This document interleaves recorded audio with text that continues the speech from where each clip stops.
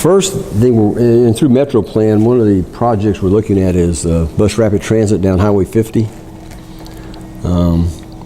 know, it's still a bus and it's still going down the road, but it's, you know, at least it's expedited and you don't have as many stops. And you know, since we can't have subways, we have to figure out some way to do something on top of the ground. So that's a good start.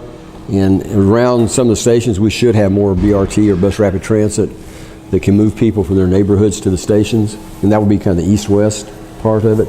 But you know, until we connect this thing to the airport and to the convention center and down that way, it's just going to be such a commuter system. I think that, I don't know if it could ever reach its potential. But once we connect it, and even further down south, you know, towards more of the attractions, then you get something that people, not just visitors, but you know, residents would want to. I mean, I'd rather take a train down there than, you know, drive down there. It'd be a real bonus. So, you know, how do we? And I'll tell people, you know, if you want to go to the airport, go to the Sand Lake Station and take the. You know, there's a special bus goes to the airport, drop you off at departing flights. And you know, why fight down there? Just go down there. It's a 15-20 minute ride. And boom, you're off the bus. So if you live from DeBerry North or anywhere, just you know, park your car, get on the Sunrail, and just make sure you time it right, because you don't want to come back and not have a train. But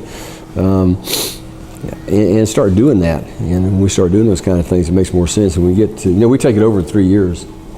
So we have some serious decisions to make. And Orange County has it already plugged in our budget. You know, it's funded. You know, it's not something that we're going to have to scrape together the money to operate it.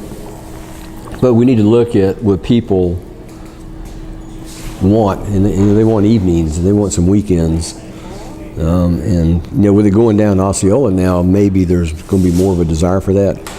Especially when you have magic games and festivals and those types of things, and soccer games, that would make sense to run it. It really would. And you know, I don't know how much you cost, how much you lose, but you know, public transportation is not a moneymaker. You know, it's an economic. It's part of the economy. You know, it gets people to work. It moves people at work.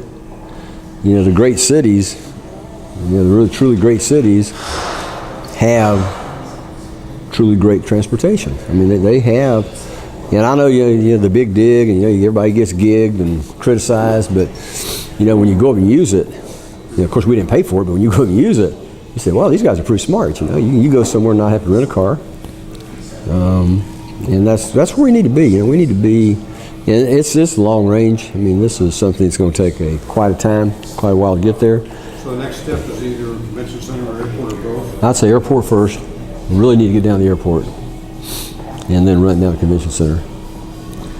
And you know, everybody says, well, they should have a dedicated funding source. Well, yeah, that's like code word for a tax. Yeah, so you know, what tax do we enact? And you know, taxes sunset.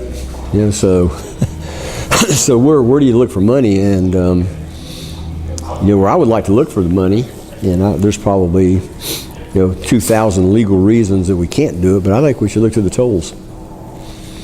Because it's all part of the system of you know, moving people around the area, be it toll roads, be it links, you know, be it Sunrail. So from the financing standpoint, you know, I ride the toll roads, and if they want to put an extra 2 pennies on it and give that to, you know, Sunrail and links, I'm okay with it. Yeah, that would be. And you know, a lot of people pay for it, not just residents. A lot of visitors use them. So again, it's the way it kind of spread, because we're never going to get that, you know, the surtax on the cars, on the rental cars. You know, we've tried and tried. We go up there every year, and we ask for it. And you know, we had our opportunity, and Bush vetoed it, and that's really sad when he did that. You know, that could have really been a real game changer here for public transportation. Huh? That was a rental car tax. Yeah, the $3.50 a day. Yeah. So, but I think we look to the toll roads, because that's a sustainable source of money. Obviously, that would require legislative. Yeah, it would, and I think we need to really work it, because you know, if we don't, we keep biting, you know, bumping our heads up against the same thing. You know, where do we get the money? Where do we get the money? I mean, there is money there.